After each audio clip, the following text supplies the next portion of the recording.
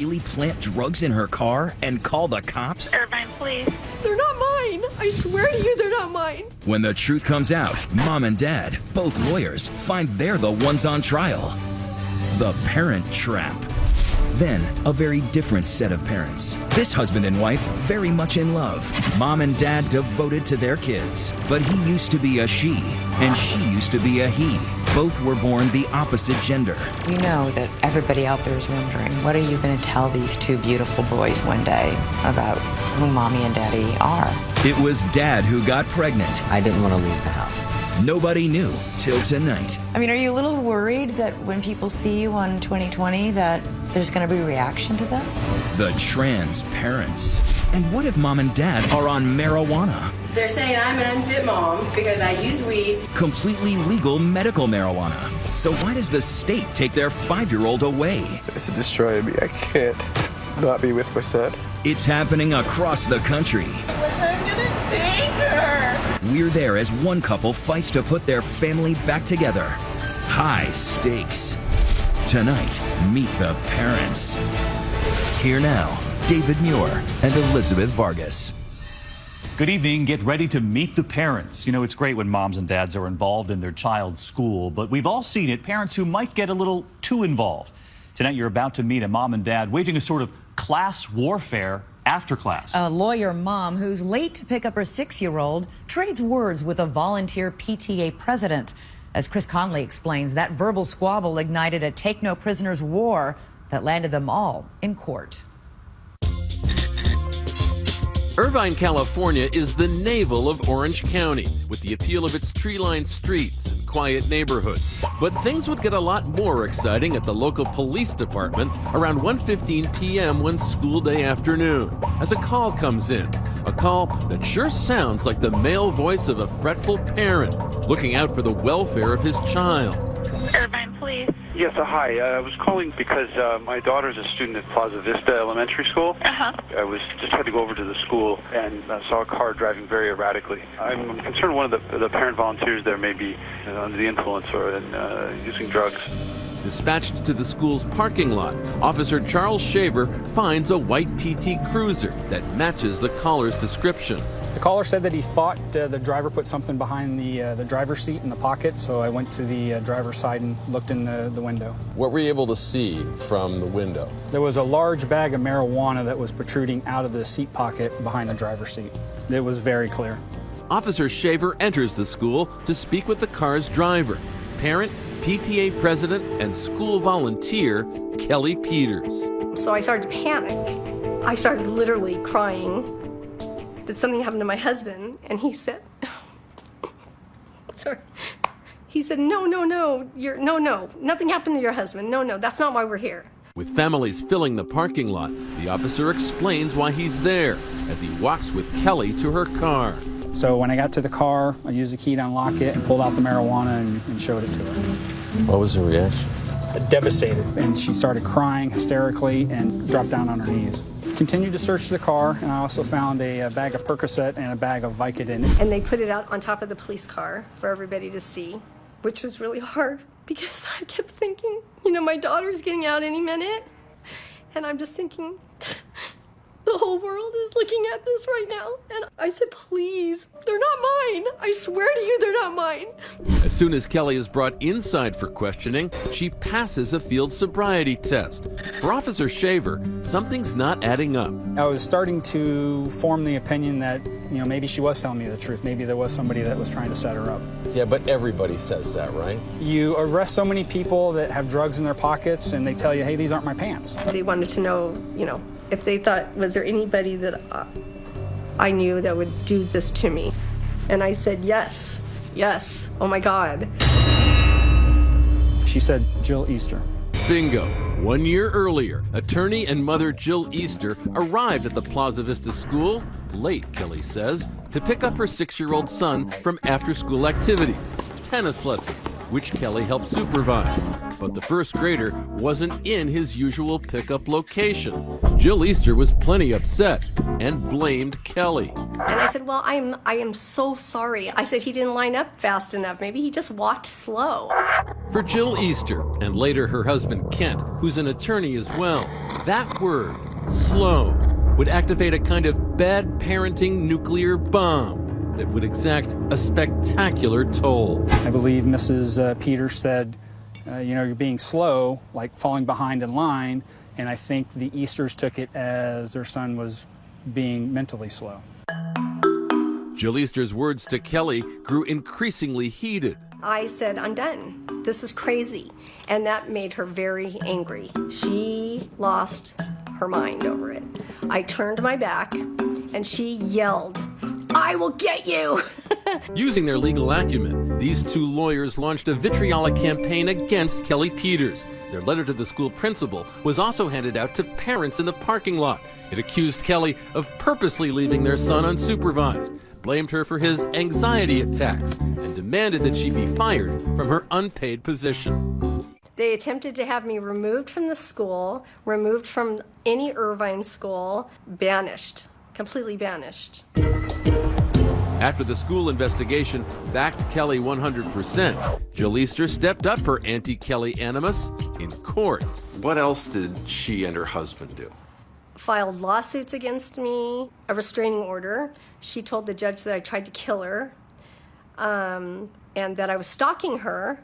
I mean, they just went on to torture me for a really long time. Which 1 year later brings us back to that day on the school parking lot, the day Kelly is questioned by police. That night, a sweep of her home shows zero evidence of the drugs found in her car. The investigation takes a new turn. Like, remember that call to the Irvine PD? And saw a car driving very erratically. The cops are able to trace the call to the business center at a Newport Beach hotel. Not exactly the place to spot erratic driving in Irvine, but whatever. And it gets better. Turns out there's security camera video of a man walking through the lobby. Guess who? It's Kent Easter. So when the police were able to determine that the defendant's law firm was right next door, the pieces started to come together for them. Kelly's civil attorney Rob Marcero also notes the class warfare on display. They are both highly educated attorneys, went to top schools. They should know better. They believe they're above the law, that they can do anything to anyone. Tests show the Easter's DNA is on the marijuana pipe found in Kelly's car. And cell phone tower pings seem to indicate their phones were near Kelly's home the night before the drugs were found.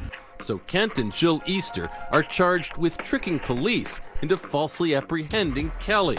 And that's when things really get weird, as in parents gone wild weird. The case of an Irvine lawyer who's charged with planting in the car of a PTA volunteer. Good afternoon. Good afternoon. Not so fast. Before going to trial, Jill cops a plea. Jill Easter wanted to plead guilty and was willing to plead guilty. Jill gets 120 days, but Kent decides to fight the charges. The DA goes to the video and to the audio of that call to police that started it all. I'm concerned one of the parent volunteers there may be under the influence. Which, if you listen on, features this Southern California lawyer suddenly swerving into a foreign accent as he uses an Indian name for an alias. VJ. And what's your last name? Chandrasekhar. And do you know this person's name? I think her name is Kelly. Kent's attorney paints him as Jill's hapless stooge. An overly trusting husband trying to appease a difficult wife. Entered into evidence, this email from Jill to Kent, a sort of honey-do list from hell. She has some legal assignments for Kent and wants them done in 24 hours. Exhausts the criminal code against Kelly and files suits against the school district, the school, and whomever else we possibly can tomorrow. Kent's lawyer has another goodie for the jury to help establish Kent as clueless and Jill as the master manipulator. She wasn't tied in with her husband. She was having an outrageously over-the-top affair. Yes, Jill's been having a 5-alarm affair with a fireman right under Kent's nose. His attorney scrolls through texts from Jill's lover. Poetry like, I want to squeeze your booty, and will you be my sex slave? On Jill Easter's phone were some of the most graphic sexting messages that I've ever seen. But to me, it had no relevance to the trial.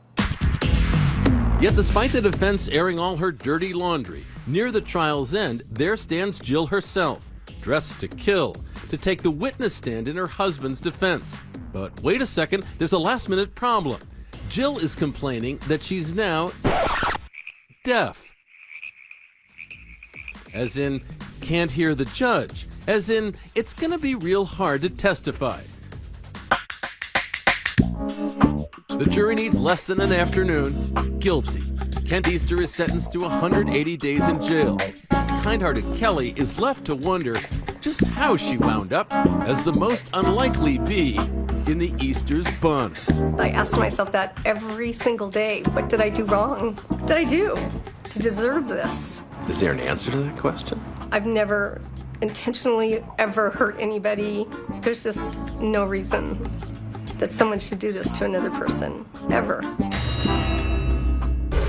Next. Yes, they smoke pot, they sell it and grow it. Perfectly legal in their state. And our kids are super safe and super healthy. So why has the state taken their 5-year-old away? When Meet the Parents continues. Welcome back tonight. Medical marijuana about to be legal in 23 states now. Recreational use is already okay in Colorado and Washington. But here's the question. What if there are kids in the house? It's a new debate in courtrooms across the country. If mom and dad are smoking pot, even legally, can the state take their children away? Nick Watt tonight, following 2 parents fighting to keep their child. Whose side will you be on? Like so many millions of Americans, perhaps even you, dear Friday night network TV viewer, Jesse and Vicar Thompson of Bellingham, Washington, enjoy a good hit of marijuana. When I walked into your home, the first smell is marijuana. There are plants growing downstairs. Jesse, a cancer survivor, takes it for pain. Vicar, for arthritis and a nervous condition. Doctor prescribed, totally legal up here in the Evergreen State. Even recreational uses now okay. Do you use it every day? Pretty much every day, yeah. And the Thompsons aren't just blazing away for their own purposes. 2 years ago, at their little business called The Grow Shop, they began selling their own homegrown strains. This one's Grape Ape. It's another strain that's new to us. As well as those trendy edibles. Marijuana-laced gummy treats, chocolate bars. Then I found cannabis, and it saved my life. The kind herb grows right there by the front door. So pretty. And cannabis isn't the only thing growing in the Thompson house. There's also their 5-year-old Jerry and 13-year-old Sahani, Vicar's son from a previous marriage. Sahani's father asked us to obscure his face. What are you making? A snow angel. And here's where it gets complicated. See, for most of you parents out there, keeping your kids away from pot is, well, pretty high on the list of parental priorities. And parenting while high, probably a no-no too. But the Thompsons don't just say no. They're too busy saying, yeah. Not all medical marijuana gets you high, but a lot of it does. Psychoactive, as they say. And are you still capable of being a responsible parent? Oh, yeah. When you're a little bit high? Oh, yeah. Definitely. Really? Yeah. How? It's just like being normal. But you're high. That just means that I have an elevated mood. It doesn't mean that I'm incapacitated or that I can't think straight. I'm on pot right now and I'm able to parent. But first we're gonna be the queen. Listen, plenty people parent after a couple of beers, and that's not prescribed by a doctor. But there is an apparent gap between the enforcement of child protection laws and marijuana statutes, and that gap has led to gut-wrenching scenes around the country, like this one in Michigan. Take her! You're stealing the baby. Sir, they have a court apprehension order signed by a judge to take the child. In many, multiplying cases, Child Protective Services are taking kids away, at least temporarily, from legal, legit users of medical marijuana. Watch this. Shot in California. I want you to understand that your baby doesn't need to be subjected to marijuana. And what makes you think he is? Because your house really smells bad of marijuana. That mother in this CNN video has a license. She's broken no law, but her child is taken. Attorney Jennifer Annie was able to get the child returned home. This is really happening. Correct. Common? Very. This one's developing quick. The Thompsons never imagined running afoul of the law since medical marijuana has been legal in Washington for well over a decade. But in November, they say a workplace dispute at the grow shop blossomed into a big-time buzzkill. We had an employee, Michelle, we let her go. About a month later, she decided to retaliate by calling CPS. And what did she tell them? She told them that we not only are feeding our children marijuana all the time, but that they have access to it in our home and in our business. Is that true? No, that is not true. Not at all. Now, giving pot to minors without a licensed physician's approval is verboten. So authorities have reason to ask questions. Within days of that call, they interview Sahani at school. The CPS spoke to your other son, who claimed that you had fed him A gooball. a gooball, which is what? Oh, just the medicated, like, peanut butter raisin ball. Medicated, just to be clear, with psychoactive marijuana. That gets you high. And did you? Yes. Yes, I did. Without a doctor's approval. He gets aggressive and is too mean sometimes.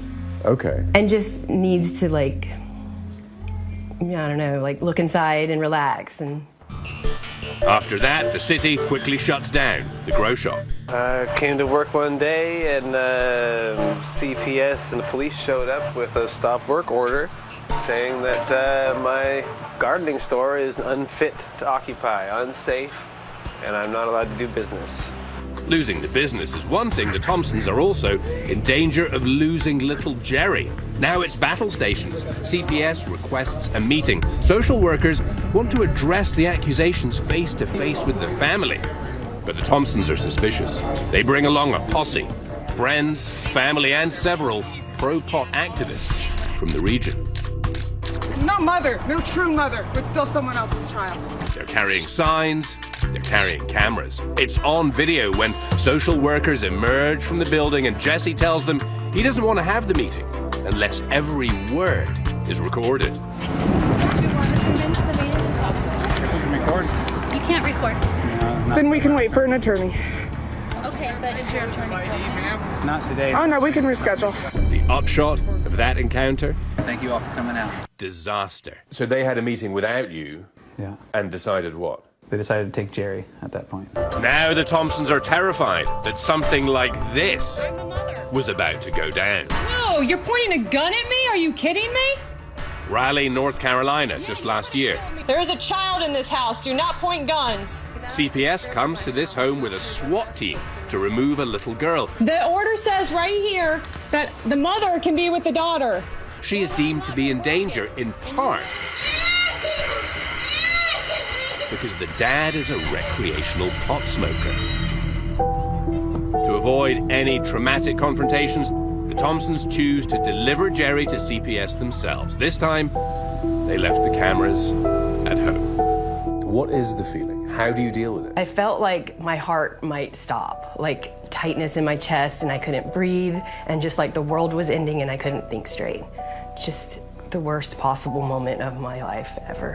As Vika's other son, Sahani, is sent to live with his father full-time, the Thompsons continue to document their ordeal, a moment of anguish in the bathroom. Jerry deserves better than this.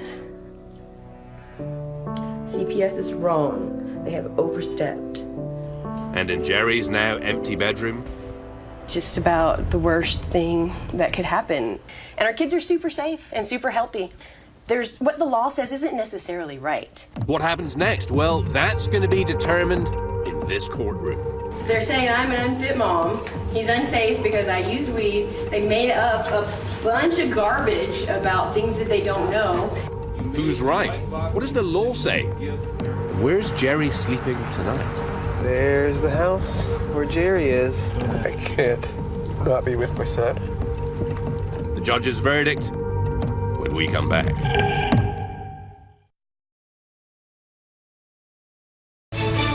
2020 Meet the Parents continues.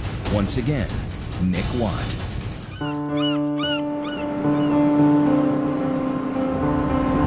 There's the house where Jerry is. This is the house where Jesse Thompson's 5-year-old son Jerry lives now. Jesse can drive by, but the law says he can't go inside. He's not allowed to see Jerry. This is destroying me. I can't not be with my son. He's all that matters. Jesse and his wife Vicar have lost Jerry because authorities claim they were feeding him marijuana edibles. Is that true? No. Not at all? No. Never? We never fed Jerry marijuana. We don't want to feed him marijuana. But they admit feeding it to his older half-brother Sahani to relax him. That's okay? I felt like it was okay, yeah. Do you now feel like it's okay? No, I definitely don't feel like it was okay. Even though it helped him medically, I wouldn't do it again. Remember, marijuana is legal in Washington. The Thompsons grow it, use it. Vicar even cooks up a skincare salve with it. She swears by it. It's an amazing pain relief. But giving it to minors without the proper medical permission, that's a no-no. Good afternoon, Your Honor. So now the Thompsons spend their days fighting in court to get their Jerry back. With the support of the cannabis community, here they are, sharing videos of the little boy lost. And you're jumping in the pile.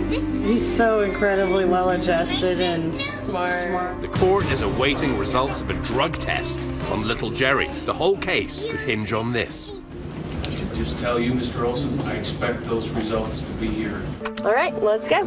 In the meantime, as the weeks drag on, Your visit at 11? It is. Okay, wonderful. Have a seat.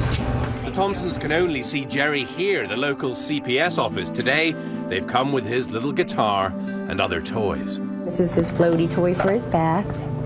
Things to help him feel at home. They wear microphones for the start of this precious visit. We're so happy to see you. Oh, buddy. He missed you too. That's Jerry doing his best, Jerry Garcia. And about 90 minutes later, Jerry's just crying, screaming. He wants to go home with his family. 2 weeks before Christmas, the Thompsons prepare for a fateful hearing. They want to look their best because the moment of truth has arrived. The drug test results are back. The proof the Thompsons expect will clear them once and for all. I feel strong, confident. This is the hair follicle drug test results on Jerry. So imagine the shock when instead they hear this. Jerry was positive for cannabinoids, THC, by ingesting and environmental exposure. Positive. 5-year-old Jerry tests positive for marijuana. Remember that salve Vicar was making? That's how she now explains the results. The test came back positive, right? I mean, how do you explain that? It was a really low level. It could come from me having salve on my hand and touching him. Really? Mm-hmm. Yeah. So you have used it on him? Yeah. She's been smoking, say experts. No way could a salve lead to a positive test result. They say little Jerry must have been fed marijuana. I've never had a case where a parent who is a qualified patient uses their medicine and gives it to their child. That's really bad judgment. But then it's agonizing. They run out of time. Court adjourned to resume after the holidays. Pretty destroyed over that. It's about the worst I've ever felt. Christmas, I'm not going to be able to bring myself to decorate without my kids around. Finally, after weeks of stilted, supervised visitations, it's Judgment Day. As their supporters chant outside, No one deserves to go to prison for a plant. the Thompsons head into court. Effectively, Mr. and Ms. Thompson have criminally endangered Jerry's health and well-being with myopic fascination with marijuana that seems so unhinged that they think there is nothing wrong with exposing 5-year-old Jerry to it, even to the point of his intoxication. Here comes the ruling, and it starts very badly. You made the mind-boggling decision to give marijuana to a 5-year-old. Don't talk, listen. I've listened, now it's your turn. But just as all seems lost, There is no evidence that the child, other than the giving of the marijuana, has been injured, neglected, or in any other way harmed. Because there is no other evidence of neglect or abuse, we will do an in-home placement. Stop. The law says there has to be serious physical harm. Children can't be removed because of bad judgment. If they could, lots of people wouldn't have kids because we all make mistakes. The court issues a stern warning. There'll be no exposure to marijuana smoke, edibles, oils, or any form. If this child tests positive, it's very simple. You will not have the child living with you. Here they come. And the family is reunited. Dude. Oh my God. Jerry came home just last week. He missed Christmas with Mom and Dad, so they finally put some Christmas lights up. You like the Christmas lights? At the beginning of January. Get under the blankie. And he went to sleep in his own bed. He did. Yeah. He asked me to lay down with him, yeah, which I really, really wanted to, and I snuggled him and he fell right asleep and it was great, yeah. And then I just kept looking in there at him all night long. So happy. But what about those plants still growing at home? So, you're going to do things differently now? Absolutely, yeah. We're gonna hide the marijuana. Yeah, and I definitely feel like I shouldn't give it to children. Because, well, only because it's illegal. But if the doctor was looking over me telling me that it was okay, then I would think, yeah, it's totally safe, especially to put salve on a cut or a rash. So if you were given medical advice, you should give your child marijuana, I would you would feel do it? very safe about that, yeah. Would you? So we want to know what you think tonight. Does smoking pot legally mean you can't do a good job as a parent? We're live tweeting throughout tonight's program. Let us know. Use the hashtag ABC2020. And join the conversation on our Facebook page as well. We'll be back with more parents, two parents who are about to reveal their family secret to the entire nation. Next, a new kind of modern family leading a life they never imagined. Every child loves to hear the story of how they were born. And Kai and Pax have a big twist to their story. They do. Mom used to be a man, and Dad used to be a woman. They are trans parents. When Meet the Parents continues. When you're a child, your mom and dad are the entire universe, and that universe is expanding. Just this week, the lead actor in Transparent, who plays a transgender father, won a Golden Globe. And two little boys in Kentucky are part of this expanding world. Their transgender parents have endured more than most to find each other and to bring them into the world. A mom and dad who haven't told their neighbors they weren't born this way, haven't told them, that is, until tonight. On the surface, the Bowsers may look like an ordinary family. Do we have tomatoes? There's mom, Bianca, age 32, dad, Nick, he's 27. And their two rambunctious toddlers, Kai, aged 3, and Pax, 17 months. I got it! All right, yay, Merry Christmas. But in their wildest dreams, these two parents never imagined that they would get to enjoy this kind of ordinary. Because behind her long black hair and feminine figure, Bianca was born a boy named Jason. And despite his cropped hair and the whisper of a mustache, Nick was born a girl named Nicole. We fit the basic definition of what a transgender person is, so... Let me just show you a trick, though, okay? Our children do not see us as transgender people. We are mommy and daddy. Don't go, Mommy and Daddy. We'll be right back. A mommy and a daddy with a twist. Both were born in Georgia and have followed remarkably mirrored paths. How old were each of you when you first realized something's not right? I don't think this is matching up. I guess it was about 5 years old. I remember sneaking into Mom's closet when she was off at work and putting on a pair of heels. I've always felt more liberated during those moments. I always thought, I want to be a boy. I looked at boys, I saw, guys with their shirts off, and I was like, that's what I want to look like. As teenagers, feeling trapped in their bodies, they faced cruel taunts.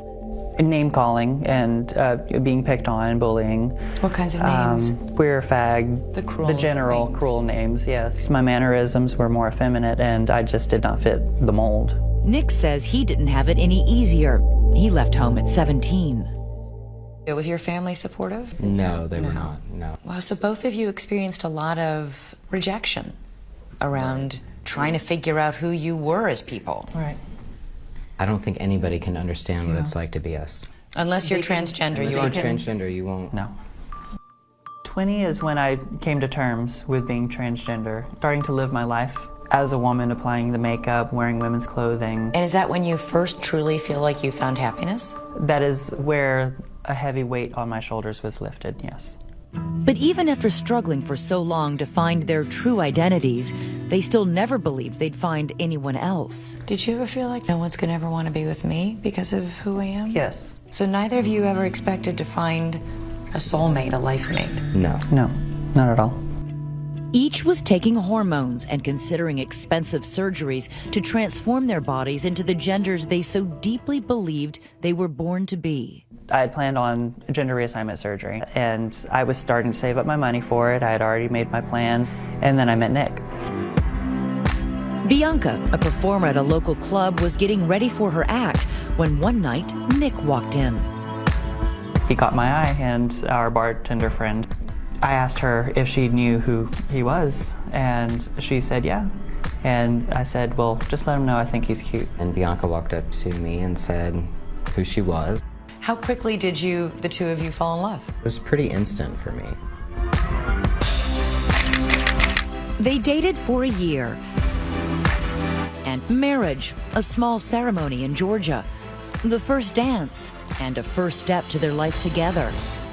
One in which their most intimate moments require literally reverting to the sexual identities with which they were born, but now reject.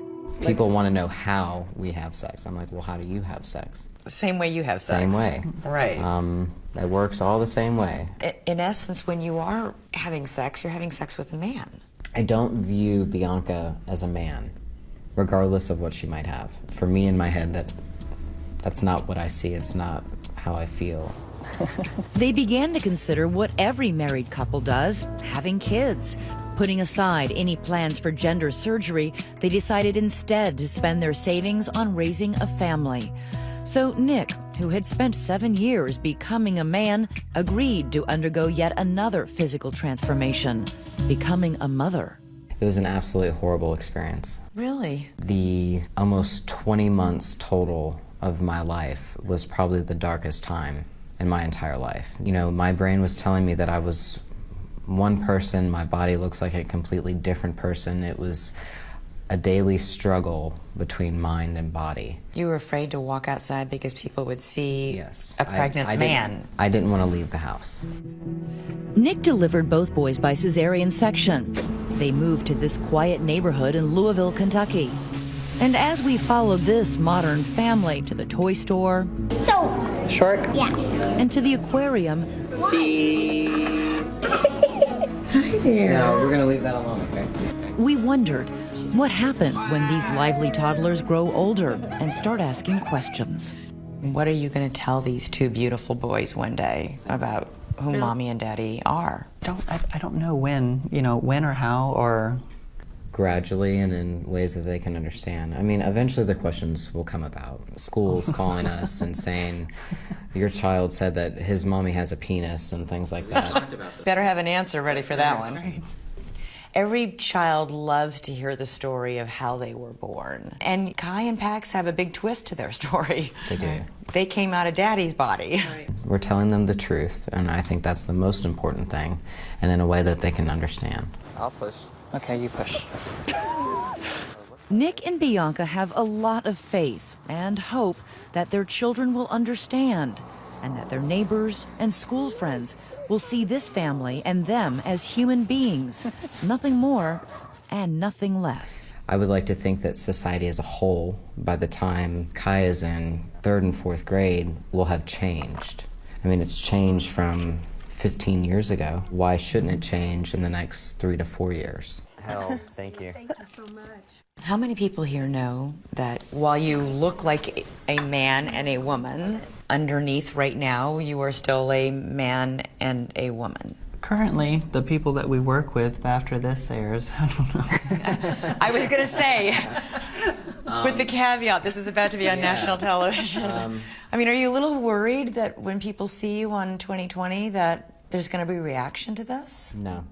Not concerned. People will have opinions. All right, come this way. Good job. Basically, what you want America to know is that you are... No different than anybody else. Well, Well, yes. we're different, but, you know, we do the same things everybody else does. You want to try that? We're the same type of family everybody else is. Next, the suburban home and the teenage party. Yes, mom and dad are there, but so is a lot of alcohol. They started breathalyzing any kids that were trying to leave. If kids sneak booze in, are mom and dad to blame? The first thing that I remember was a policeman saying that my dad was going to jail. When Meet the Parents continues. Well, it's probably happening tonight. The teenage party's thrown in the house when the parents are out of town. We've seen the pictures before. Suddenly the house is overflowing, so is the booze, and then the cops arrive. That usually leads to a day of reckoning with mom and dad, but what if mom and dad are home the whole time? Increasingly across the country, those parents are facing their own day of reckoning in court. It could have been a scene from this Playboy bash at Hef's mansion this past fall. The host's invitation even suggesting a dress code. Guys, robes, Chippendales dancers, Hugh Hefner-style clothing. Ladies, Playboy bunny costumes, bunny tails, tutus, leotards, anything that's in your comfort zone. But authorities say they were not comfortable with what was going on at this house on Camino del Val in Poway, California, especially since the birthday girl Olivia Lake was just 18 years old. You have a party like this, and it's as though you're handing out hand grenades as party favors. Our affiliate found these photos on Instagram that are now marked private. That's Olivia, the toast of the party, with a pipe in her mouth. Police say when they arrived at the Lake's home Friday night, 200 partygoers, most of them underage, were inside the house. And so was Olivia's dad, attorney Jeff Lake, who posed for this picture with his daughter.